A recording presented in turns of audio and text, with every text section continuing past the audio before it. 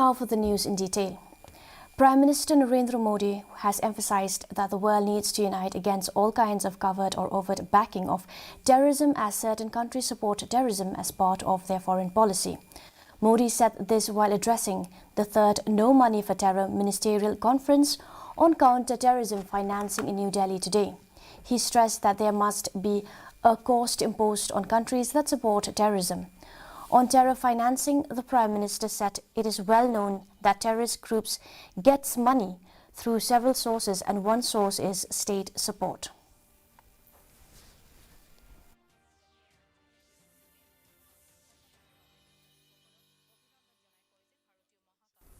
It is well known that terrorist organizations get money through several sources. One source is state support. Certain countries support terrorism as part of their foreign policy.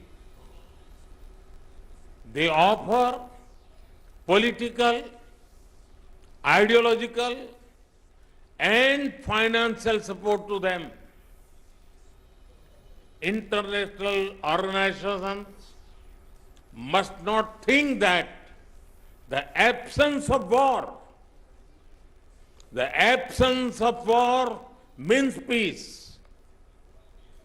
Proxy wars are also dangerous and violent.